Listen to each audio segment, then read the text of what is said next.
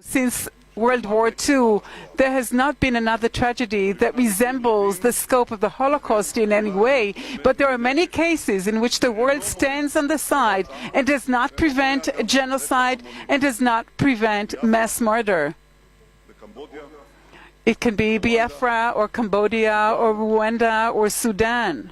We do not have a date set aside to commemorate what happened in 1967. I think there's no need for that because you'll be reopening old wounds. It's not the duty of people who are not involved to deny the pain of people who are involved. In Nigeria, there's this big embargo about Biafra. You must never talk about Biafra. We have to move on. You have to forget. You have to just move on. Forget about it. But it's not the duty of people who are not there to forget. If the people who suffered want to forgive and forget, it's their prerogative and they can do that at their will. Well, Steve Jobs, has anybody read his autobiography? Yeah, he stopped going to church because he read about the Biafra War. He said, if Christians can do that to people, why should I worship that God? I don't agree with him, but that's his view. He felt so bad about the war. Bernard Kouchner, former French foreign minister, remember him in Kosovo, digging every last bone to understand what happened in Kosovo. But where did he start? He started in Biafra. He was there as a Red Cross volunteer. He resigned from the Red Cross. He said, we can't be impartial in such a situation. He founded Médecins Sans Frontières, MSF, because of the Biafra situation. And that's what Biafra did to him. John Lennon returned his MBE to the Queen because of the Biafra war. As a protest against violence and war, especially Britain's involvement in Biafra, which most of the British public aren't aware of, because all the press, TV and radios slant all the news from Biafra.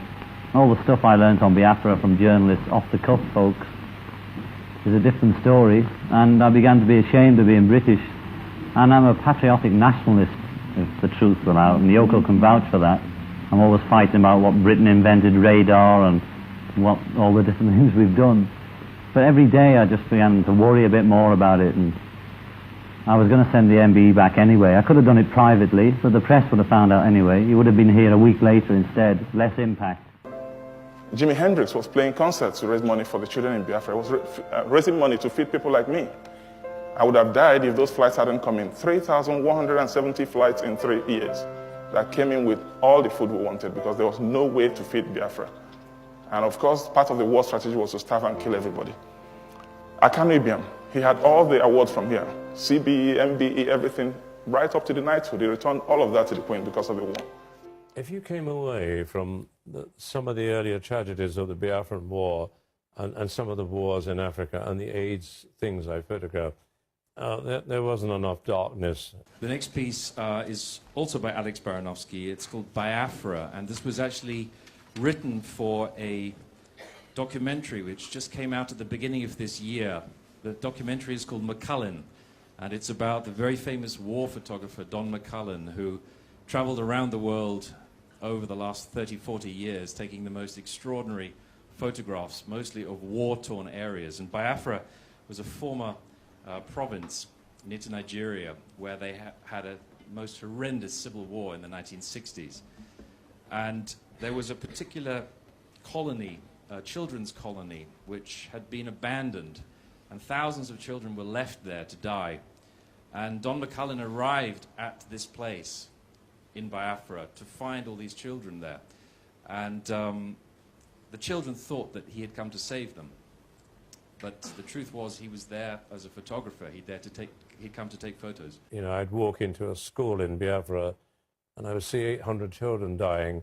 And as soon as they saw the white man coming, you could see they thought there was some hope at the end of the tunnel.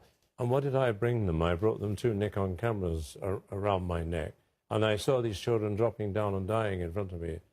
And you know, we live in a world now where the media isn't that particularly interested in the real tragedy in our lives. Do you feel that? I'm convinced it is.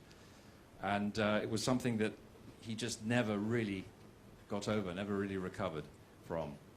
And Alex wrote this particular piece based on that, and it's in the film, which is the most extraordinary documentary. I would urge any of you to go and see it. It's just out, and it has picked up 2 BAFTA nominations, in fact, just recently.